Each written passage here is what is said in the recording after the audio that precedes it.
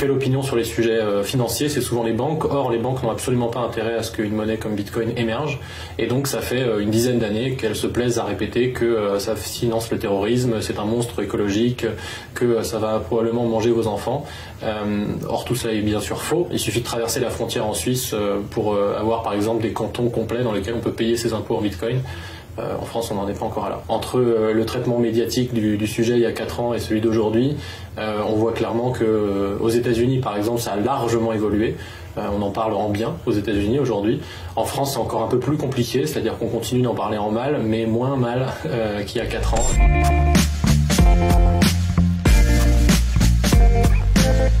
Alors très simplement, le Bitcoin, c'est la seule façon qu'on a aujourd'hui pour transférer de la valeur sur Internet sans intermédiaire. À partir du moment où, par exemple, vous n'êtes pas bancarisé, ou alors vous ne faites pas confiance dans le système bancaire, ou alors vous ne voulez pas payer des frais qui sont de plus en plus élevés chaque année, ou bien vous êtes lanceur d'alerte, vous êtes un Edward Snowden par exemple, et vous n'avez pas envie d'être potentiellement censuré sur vos transactions, etc., etc., ou bien vous êtes au Venezuela en ce moment avec une monnaie qui fait 1 million % d'inflation. Tout ça sont des cas d'usage dans lesquels vous voulez pouvoir faire des transactions en ligne, mais ne pas avoir besoin de passer par un intermédiaire.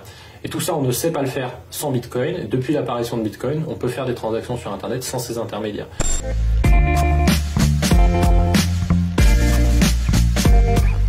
Le Bitcoin est né officiellement, en tout cas il a été proposé officiellement fin 2008. Et le premier Bitcoin a été créé début 2009, janvier 2009. Donc ça fait techniquement un peu plus de 10 ans que ça existe. Maintenant, pendant plusieurs années, c'est resté très très confiné parce que ça restait au stade expérimental. Donc il y avait très peu de gens qui savaient ce que c'était sur la planète pendant quelques années, quelques centaines de personnes à tout casser. Et là, on est dans une autre phase où ça commence à réaccélérer. On appelle ça des phases d'euphorie. Donc le marché s'emballe et le prix du Bitcoin s'emballe et on en parle de plus en plus à chaque bulle. Alors chaque bulle a une fin, malheureusement, donc je suis pas devin, je pourrais pas prédire quand est-ce qu'elle s'arrêtera, mais ce qui est intéressant, c'est qu'on repart toujours de plus haut que la dernière fois.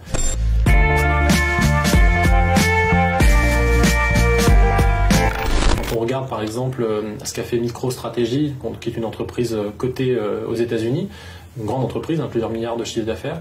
C'est une entreprise qui a publié en septembre une sorte de manifeste dans lequel elle disait pourquoi elle achetait des bitcoins. Et son explication est limpide en fait, et elle vaut pour la plupart des entreprises qui achètent aujourd'hui. Elle disait « Je regarde ma trésorerie aujourd'hui et je vois un glaçon qui fond ». Parce que c'est exactement ce qui se passe avec le dollar en ce moment. Pour financer la crise, les banques centrales émettent de l'argent à ne plus savoir qu'en faire. Donc c'est contre la dévaluation, la déflation que se protègent ces entreprises en achetant un actif qui lui est programmé pour être rare.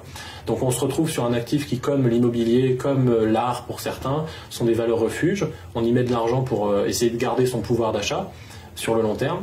Mais c'est de l'or d'une certaine façon, mais en plus pratique. Parce que à l'inverse de l'or, c'est transportable, c'est numérique, c'est divisible, c'est transférable. Et Bitcoin est cette monnaie de substitution qui ressemble beaucoup à un métal précieux et qu'aujourd'hui les entreprises vont chercher pour sa capacité à préserver la valeur et le pouvoir d'achat. Et ça, pour le coup, on ne le voyait pas les précédentes années. On voyait surtout des particuliers qui venaient dessus pour tout un tas de raisons, parfois idéologiques, parfois de situations personnelles, etc. Mais aujourd'hui, quand on voit que Tesla ou MicroStrategy ou PayPal ou d'autres se lancent dans l'aventure, on voit que c'est pour du long terme.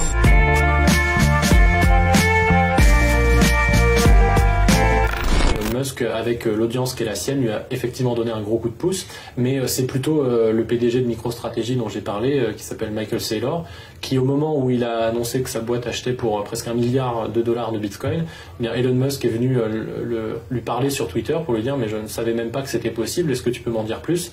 Et Michael Saylor lui a répondu « bien sûr, on en parle en privé », et évidemment 2 mois après, Elon Musk achète. Donc on peut penser qu'effectivement il y a eu une discussion entre les deux présidents de société et qu'il y en a un qui a convaincu l'autre.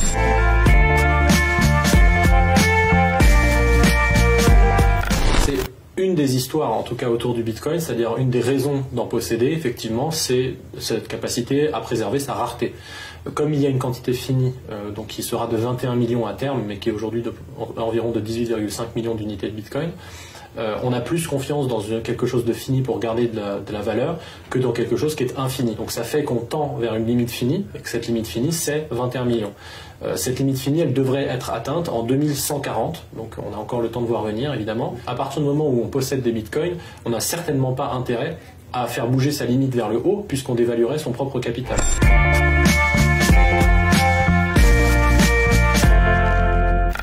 Je ne sais pas si demain on pourra acheter sa baguette en Bitcoin. Je pense que c'est pas le but en fait du Bitcoin. Encore une fois, ça dépend de la situation dans laquelle vous êtes. C'est-à-dire qu'en France, bancarisé avec des paiements sans contact qui fonctionnent bien, il n'y a absolument aucun intérêt à acheter sa baguette en Bitcoin parce que premièrement, le commerçant ne l'acceptera probablement pas. Deuxièmement, ça va vous coûter beaucoup trop cher en frais de transaction. Et troisièmement, ça va prendre beaucoup trop de temps. Maintenant, si demain votre euro il vaut plus rien, que vous vous retrouvez dans une situation où il y a 100% d'inflation, etc., etc., bah en fait, le Bitcoin sera vu comme une monnaie alternative. Les commerçants eux-mêmes vont se dire tiens, j'ai peut-être intérêt à accepter une monnaie qui ne perd pas 100% de sa valeur d'un mois à l'autre. Et donc, ils se mettront à accepter les Bitcoins.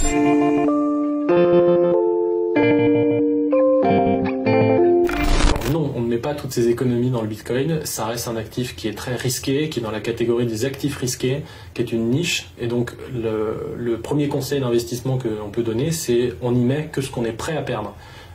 Et concrètement, ce que ça veut dire, c'est vraiment ce que vous êtes prêt à perdre. C'est-à-dire que demain, si vous mettez 100 euros, 200 euros, 500 euros sur Bitcoin, il faut avoir en tête que le lendemain, ils peuvent avoir perdu la moitié de leur valeur et que c'est des choses qui sont déjà arrivées sur Bitcoin. Donc n'y mettez pas votre entièreté d'économie, ne faites pas un emprunt pour acheter des Bitcoins, c'est pas l'objectif. L'objectif du Bitcoin, c'est de diversifier votre portefeuille et d'avoir un pied dans les deux systèmes, à savoir un système financier traditionnel et un système qui, lui, a tendance à s'apprécier lorsque le système financier traditionnel montre des défaillances.